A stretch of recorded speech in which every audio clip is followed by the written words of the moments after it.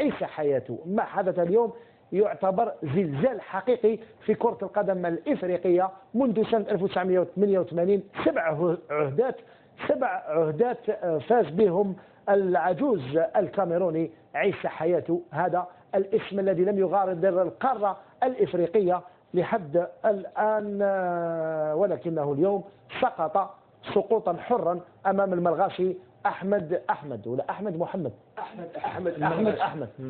أحمد من مدغشقر، رئيس اتحادية مدغشقر. اليوم فاز بالعهدة الأولى له بعد 29 سنة. ما الذي حدث مصطفى بوفر؟ هل كان متوقع سقوط عيسى حياته أم لا؟ لا، قبل الانتخابات الترشيحات كانت في صالح رانا نشوفه في فرحة الملغاشي. نعم. بعد الإعلان عن فوز كاسح له. هاو كيفاش كانت فرحته كبيرة جدا، لأنه لم يكن ينتظر الكثير ربما هذه الأوقات التاريخية وقت عنده لفوز الجرأة والشجاعة أنه تقدم أمام العجوز الكاميروني. نعم، عيسى حياته. منذ سنة 88 هو على رأس الكونفدرالية الأفريقية لكرة القدم. كان ترشح إذن هذه المرة للفوز بالعهدة الثامنة من مواليد 59 بمازانغا. 57 سنة. نعم، 57 سنة. نعم، وحياته 70 سنة. كان الملغاشي أحمد عنده دعم لدول اتحاد. شوفوا فقط في هذا الفيش تكنيك انه رئيس الاتحاديه الملغاشيه منذ 2003، حتى هو يعني قديم. كان وزير للرياضه من 94 حتى 95، وكان وزير للصيد من 2014 الى 2016، يعني او خدا مناصب عليا في البلد. نعم، هو شاب 57 سنه، ما عندوش سن متقدم.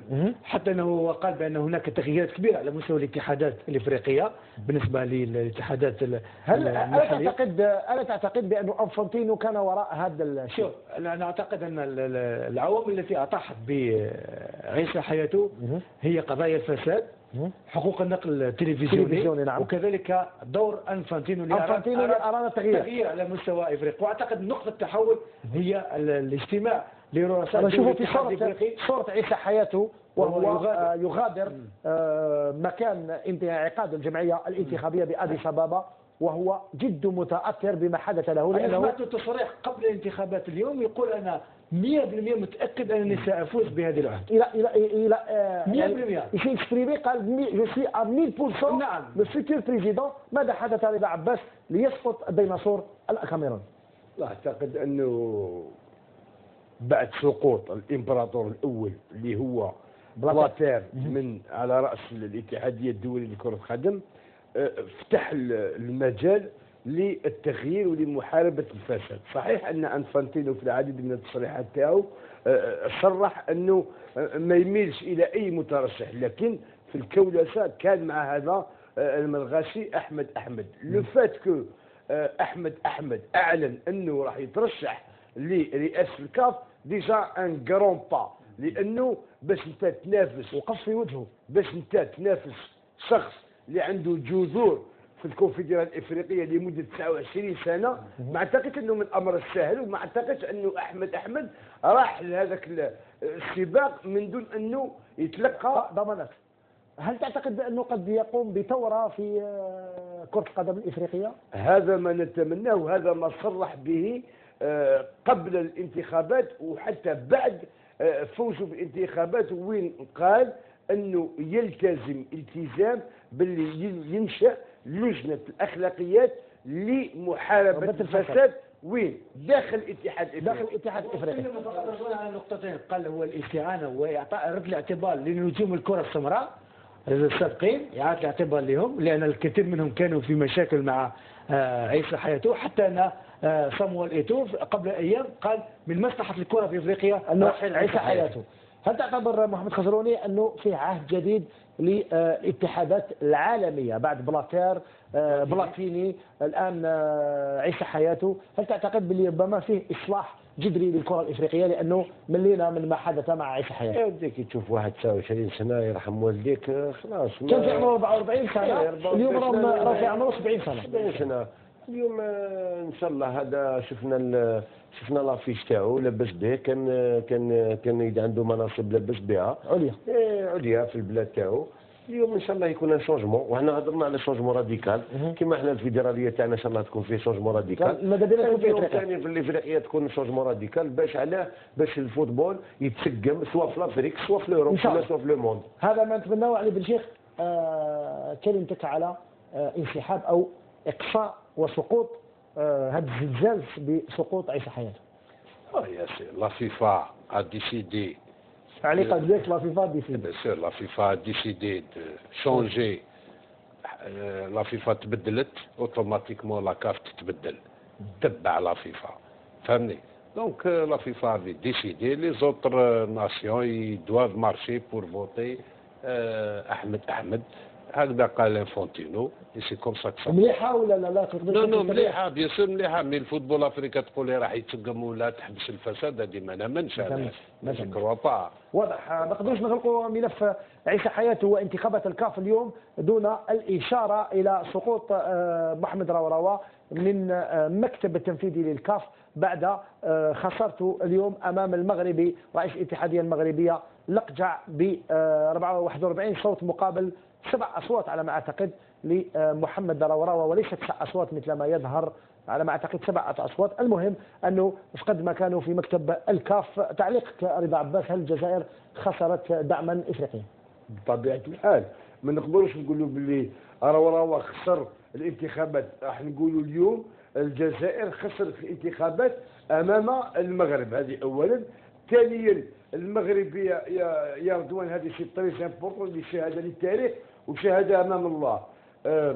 المغربي هذا الاتحاديه تاعو والوزاره تاعو والدوله تاعو ساعدته الى اقصى درجه انه وزاره الشباب والرياضه سينيات 35 اكور دو بارتناريا مع دي فيدراسيون افريكان من اجل دعمه. نزيد لك رضوان قبل الانتخابات بيومين تنقل وفد رفيع المستوى من المغرب الى اديس ابابا لمسانده اللقجع. لكن احنا بالمقابل احنا دو بيرسون كانوا هنا باش يروحوا، كان الامين العام للاتحاديه الجزائريه لكره القدم وكان يحيوي وكان محفوظ قرباج. هادو لي دو بيرسون هادو ما راحوش.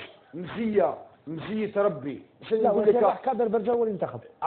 كادر برجا كان تما داروا له بروكيراسيون باش قدرت نديروا صوت الجزائر. هذه وصمه عار خويا رضوان. واضح. مصطفى، هل تعتقد بأن الجزائر خسرت اليوم؟ اكيد لما قعد هو كان الجزائر منذ سنه 2004. البعض يقول بلي لم نستفيد شيئا منه. ممكن ما كانش مكاسب كبيره، ما كانش مكاسب كبيره بالنسبه للكره الجزائريه، لكن مهم تكون حاضر في المكتب التنفيذي، تعرف الكواليس ماذا يدور. صح. لكن انا اعتقد ان قراءتي الشخصيه بان ممكن خساره راوراوا عندها علاقه بسقوط حياته اليوم بالنسبه لرئاسه. يعني تعتقد بان راوراوا وقف مع حياته؟ لان احمد زار المغرب وتلقى دعم من الجامعه المغربيه لكره القدم. ما دام ان احمد فاز، بمعنى ان الناس اللي كانوا مدعمين احمد منطقي هم اللي يساعدوا الى المكتب التنفيذي، وفوزي لقجع فاز بعضويه المقعد التنفيذي عن منطقه شمال افريقيا. نعم. بهذا نغلق ملف عيسى حياته ونمر مباشره الوقت داهمنا لتكهنات الاسبوع. ونبداو بمحمد خزروني. يوم الجمعه غدا ما نتكلموش عن المنافسه الافريقيه لانكم كلكم راح تقولوا لي الجزائر راح تفوز، او الانديه الجزائريه، اتحاد العاصمه، مولوديه الجزائر، او شبيبه القبائل. يوم الجمعه غدا وفاق سطيف يستقبل نصر حسين دان. وفاق سطيف يفوز. مولوديه بجايه بدون جمهور. مصطفى ضيوفنا امام اتحاد الحراش في ملعب الوحده المغربيه ببجايه. تعادل بين بجايه واتحاد الحراش. يوم السبت رضا عباس شباب الوجداد يستقبل سريع غليزان. شباب الوجداد يفوز. شباب قسنطينه يستقبل اولمبي المديه علي بن شيخ. شباب قسنطينه. دفاع تجنانت يستقبل اتحاد بالعباس، فريق اللي يلعب على الادوار الاولى. اتحاد بالعباس، دفاع تجنانت على البقاء. تجنانت هي اللي تفوز. نذكروا بانه 3 مباريات متاخره شبيبه الثوره لن تواجه مولودية بجاية، المباراة متأخرة بسبب ارتباط المولودية بكأس الكاف. اتحاد العاصمة من المفروض يستقبل شباب بتنا، اللقاء مؤجل. ومولودية وهران تستقبل شبيبة القبائل. نروح مباشرة لصورة اليوم. صورة اليوم نبداوها بلاعب. اعطيني صور لاعب نشوفوا علي بن شيخ اذا تعرف عليه ولا لا. اعطينا صور علي بن شيخ. لا مش صورة، صور فريق شباب باتنا، فريق شباب عبد العزيز قشير، عرفتوا صورة عبد العزيز قشير اللاعب سابق لشباب باتنا والمنتخب الوطني، او عرفوا محمد خزروني انت مو هو عرفه، حتى صورة شوف الجمهور كيفاش كلمون. نعم قشير دائما صور انجرون جوار، وقال لك هذه مع المنتخب الوطني بقيادة عبد الوهاب ربي يرحمه. أنا نشوفه في الصورة وعلي فرقاني أيضا، نشوفه مصابيح ذكري بالتاج أيضا. أعطيني الصورة كاملة. العزيزي طارق عصيمي دحلب أيضا خريس ناصر وأيضا علي مصابيح. أنا شاهده في الصورة وسيد أحمد زروقي أيضا. أعطينا الصورة الموالية كسيلة مع المنتخب الوطني دائما عز الدين رحيم فيصل باجي مصابيح وايضا شريف الوزاني على ما اعتقد، شريف الوزاني وقشير. زيد لنا صوره اخرى اللي دائما مع شباباتنا عبد العزيز قشير، هذا اللاعب رفقه عريبي ايضا. اذا هذه الصوره الاخيره. اعطيني الان الصوره وسؤال هذا اللاعب علي بن شيخ. خلينا نسمعوا ما قاله عبد العزيز قشير في حوار خاص للهدف. ممكن نطرح أنا سؤال كلاعب سابق، اللاعب القدير علي بن شيخ اللي نحترمه ونحيوه بالمناسبة. يعني شاهدت يعني عدة حوارات نتاعو يقول أنا تحقرت يعني على اللاعب بن شيخ تحقر في مولودية العاصمة، يعني من عميد الفرق الجزائرية. احنا كلاعبين من الشق الجزائري كيف نقولوا؟ ممكن يجاوبنا على السؤال هذا؟ هذا السؤال ليك علي بن شيخ. قال لك أنا بدأت في مولودية العاصمة عميد الأندية. قال لك في حين أنني أنا واش نقدر نقول لي من الشرق الجزائري في الحوار الطويل هذا راهو محروق مازال الآن. قال لك أنا عانيت من التهميش ومن الجهوية لأنني لعبت في شباب باتنا، لعبت أيضا في سكيكدا، لعبت في الشرق الجزائري. إجا واش تقولنا على عبد العزيز قشير؟ هو عبد العزيز قشير ديجا نحيوه او تبدل كاع. تبدل ديك شنو انت ما عرفتوش؟ علاش وليت تصور الاولى قبل الصور الثانيه؟ تبدل. كاينه حاجه سي ان غران جوار، سي ان تري بون فوتبالور، ميليو تيران، تكنيسيان. انا من الناس وابن مدينه القدس. وانا من الناس اللي كنت حاب نجيبوا المولوديه هذاك الوقت، ولكن كانوا الناس اللي يفهموا فوتبال، فهموا عليا الفوتبال، ما حبوش نجيبوا. كان فنان في الوسط هذا صح، سي ان تري بون تكنيسيان، ولكن نقول له شوف انا كنت حاب نجيبك المولوديه مي اللي قال لك حضروك في المنتخب الوطني. قال لك واش نقول؟ لا كاين بزاف لاعبين اللي في الانتيريور دي بي سوا الشرق ولا غرب ولا كاين اللي تحقروا. كاين عيجه الله يرحمه كان تري بون غارديان بيت، كاين بزاف. هو وزقاولو اللي كانوا في المنتخب الوطني. نعم بوكو جوار صح تحقروا صح. كاين دوطر اللي داوهم وكاين دوطر داوهم ليكيب ناسيونال ما عندهمش بلايصهم في ليكيب ناسيونال. ميم اون كادر 22 كاين اللي جابوهم وما عندهمش بلايصهم. واش تحب نقول له؟ نقول له الله غالب الامور تمشي هكذا. ان شاء الله تكون وصلت الرساله لعبد العزيز قشير. ربما كلمه على قشير، لعبت كونتر عليه هذا بزاف كونتر عليه قشير. كان فنان اكسيلون جوار، مربي بزاف، احسن تربيه، جامي تسيبو. كيف دوكا ما عرفتوش؟ والله ما عرفتو لباك، والله ما عرفتو. نطلب من السلطات الماليه هو الساعه هو يسكن في القل. نتمنى انه ياخذوه بعين الاعتبار. هذا كان يشرف الكره، كان يشرف الكره الباتنيه، يشرف الكره القليه، يشرف الكره الجزائريه بصفه ايضا في سكيكدا. هذا انسان كيما هذا، علاش خلوه يروح كيما هكذا؟ وكاين نزيد حاجه نقولها لك خويا رضوان، كاين بزاف لاعبين كيما هكذا. شوف نعطيك واحد ليكزومبل برك باش تعرف. هو اللي راه قدامنا، هو راه سبقنا. كاين دي جوار اللي كانوا دي زيكسيلون جوار، كانوا يهضروا، انا نهضروا بالعاميه، كانوا يلعبوا فوتبال راحت جازوا انابس. يا دي جوار كي في مويان وداروا دي كروند كارير. شوف الفوتبال فيه كوتي شونس، ولكن مكاتيب فيه كوتي شونس، ولكن كل واحد كيف كتب له ربي. ولكن نطلب ان شاء الله يشوفوا فيه، ان شاء الله يشوفوا فيه ويشوفوا لا سيتياسيون تاعو وكاع اللاعبين اللي راهم محتاجين ومغبونين. اذا هذا ما نتمناوه لعبد العزيز قشير، هذا اللاعب الموهوب. نروحوا الى صورة اليوم. دائما خيرناها على اسم او شخص يعاني ولكنه الحمد لله لقى الناس راه يتعاون فيه، لانه لازم هذا الشخص يعاونوه الكثير، لانه يعاني من مرض الكبد. راح نشاهدوه. هذا عز الدين بورنان هو أستاذ في الرياضة ويعاني، يعرف جيدا علي بن شيخ، تكلمت عليه أنت في الكثير من المرات عليه، ويعاني من مشكل من مرض خبيث يجب أن تعاد زرع كبد له وتقام له هذه أموال كبيرة. راهم يعاونوا فيه لحد الآن، قدر يلم في وقت ضيق في 10 أيام لم 400 مليون سنتيم، وكل الناس شراربة والمناطق المجاورة كلها راهي تساعد فيه. نشاهدوا واش قالوا واش قال ابنه اللي في الأخير يقبل الوالد تاعو ويطلب شيء من الحصة، راح نشاهدوه في هذا التقرير. السيد بورنان عز الدين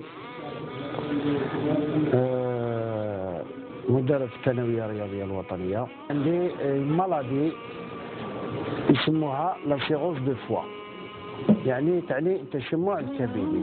حسيت المرض هذايا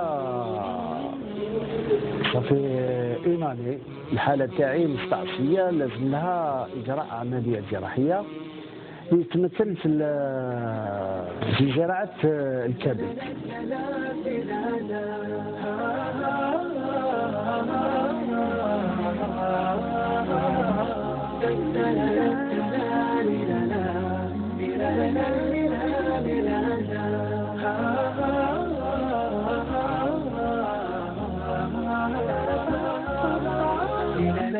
إذا كما نشكر بزاف ولاد الحومة الله يستكتر ربي خيرهم، مام وليدات كاليت وثاني، مام لي زونفيرون تاع منا ومنا ثاني ما قصروش من حقنا.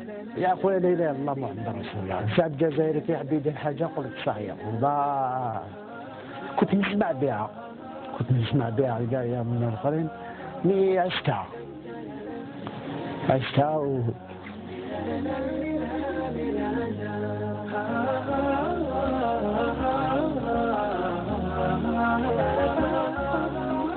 نجوني دار السلطات خاصة وزارة الصحة يمدونا يد العون إن شاء الله. شنو هو الورث تاعك؟ الحلم تاعك شنو؟ أنا الورث تاعي إن شاء الله ندير صالة هنايا ونفتحها باطل. تحديد. هذا مرة. وتبرع إن شاء الله فيها. نعم. تبرع إن شاء الله.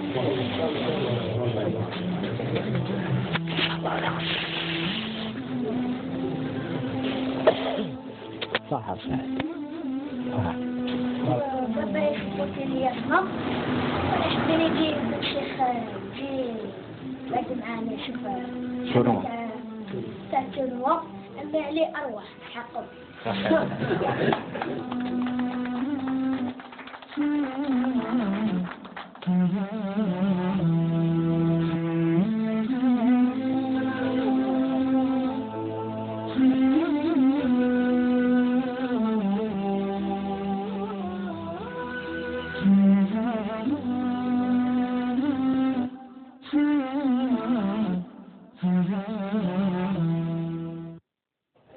إذا ابن بورنان عز الدين راك مطلوب علي بن شيخ في شراء الباقات، لازم تجينا. نروح افيك بليزير بيان سور.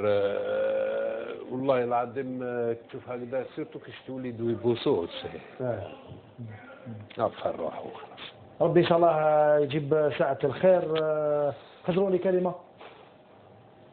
انا نعرف بلي قلوب الجزائرية فيها الرحمة، كي تشوف واحد كيما هذا مسكين مريض تاع زراعة الكبد، دونك ان شاء الله نتمنى انايا من منبر الهداف نقول الشعب الجزائري على بالنا باللي في وقت الشدة تصيب الشعب وتصيب غير خاوتك وتصيب جيرانك، ولكن انا نزيد نشكر حتى انه جيرانه وصحابه والكاف نتاعو اللي وقفوا، باسكو الشيء اللي دار سبا دنيا تو الموند باش تصيب بلاد كيما هذه اللي فيها الناس يجروا كيما هكذا ويديروا لينيشياتيف وحدهم غراتيفمون ويتجاراو وكذا.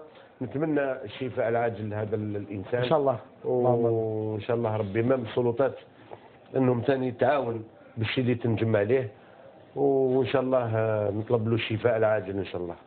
ان شاء الله هذا ما نتمناه. مصطفى ربما كلمة، هذا في 10 ايام قدروا ينموا 400 مليون سنتيم، ان شاء الله تكون ان شاء الله المحسنين والناس اللي عندهم الاموال ان شاء الله يساعدوا هذا المريض ان شاء الله، وكذلك تدخل السلطات ووزاره الصحه ان شاء الله حتى يساعدوا هذا الشخص يجري عمليه جراحيه.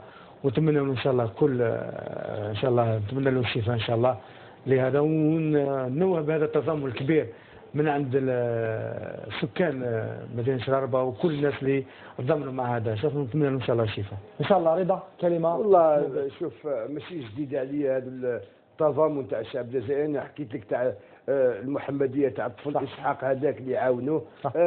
كاين نداء بالك هذا راح يجيكم غريب بصح نداء والله غير راني راح نديرو من القلب يا اخي. راه نقولوا لو 20 مارس كاين الجمعيه الانتخابيه، هذا لو مون دو فوتبول، هذو اعضاء الجمعيه العامه وما يديروا لمه لهذا الانسان باش يفرحوا هذاك الطفل ويفرحوا باباه. هذا ماذا بيه اعضاء الجمعيه العامه لي بريزيدون دو كلاب هكذا يجوا يحطوا نصيب يدوه يعاونوا به هذا الشيء عند ربهم على الاقل هذا ما نتمناوه بهذا. نختموا حصه اليوم. قبل هذا نشوفوا نهنئوا زميلنا شريف كمال اللي حاز على ماستر في الحقوق، وكان عنده اثناء لاسوتمونس تاعو فاجأ الجميع بهذا ديديكاس او هذه التهنئه من نوع خاص من لاعبنا الدولي. نشاهدوا سليماني واش قال. السلام عليكم، مبروك عليك خويا شريف الماستر في الحقوق، العقوبه للدكتور ان شاء الله خويا. نشكر جميع الاساتذه اللي محاضرين معنا اليوم. حبيت نكون حاضر معك خويا من الله غالب، وان شاء الله في الدكتوراه تاعك ان شاء الله. السلام عليكم. ان شاء الله مبروك على زميلنا شريف كمال الماستر والعقوبه الدكتوراه كما قال سليماني. نشكروا محمد خسروني في الاخير على ما قدمتونا في هذا العدد. ان شاء الله ما تكونش المره الاخيره اللي تزورنا. كلمتك الاخيره. يعطيكم الصحه. بعد عندي المرحوم خاوي نسيبي هدايا ربي يرحمه اللي توفى منذ 3 ايام. عيطوا له محمد تقريس، معروف تقريس، وليد سوسلارة. ونطلب كما قال لك الصبر لماليه ولختي اللي بولادها ان شاء الله ربي يعطيهم الصبر وغدا الدنيا. ربي يرحمهم عزينا الخالصه. ويعطيكم الصحه وتبارك الله فيكم. وانا دائما شكرا مرحبا بك في اي وقت يا مصطفى. نشكرك على ما قدمته في هذا العدد. شكرا لك رضوان على هذه الاستضافه، وان شاء الله كنا في المستوى وكنا وفق تطلعات المشاهدين الكرام. شكرا رضا، اشكرك على ما قدمته في هذا العدد. الله يسلمك نعزي محمد، نسيبك الله اعلم لي مات. نسيبه نعم. ربي يرحمه. ثاني نعزي ثانيك واحد العائله تاع جمال صباح، هذه عائله ثوريه في بالفيل معروفه. كان يتبع هذا السيد هذا كان يتبع ليميسيون هذه ومقرب جدا من عائله اتحاد الحراش. نطلبوا له ان شاء الله الرحمه والمغفره وان شاء الله كاع ربي يخلينا بلاد النوب ان شاء الله. شكرا لك علي بن شيخ. مسك الختام لك. نشكرك وتحيات كل اهل تيبازا وين حضرنا، خاصه مع عز الدين اللي وقف على كل صغيره وكبيره مع ذوي الاحتياجات الخاصه. كان حضور تاع اللاعبين السابقين عزين رحيم العزيزي، ايضا عجالي، محمود قندوز، طارق غول، باش ما ننساش كامل اسماء، فاروق بالقايد، عمار عمور، كلهم حضروا بالصغير ايضا. وطبعا كان معنا ثاني خزروني على بالك شكون كابيتانو اللي كان كابيتان قندوز هو الكابيتانو بيان داما الحاشيه خلاص.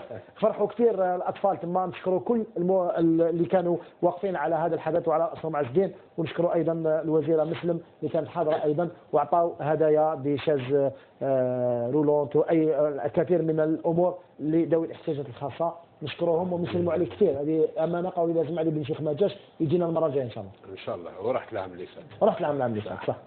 ماشي غير اللي ما جاش. اللي ما جاش اللي جا هي ذكر الوقت اللي دايرين عليه. هيا اكتب. ابلع الله اللي يصدق.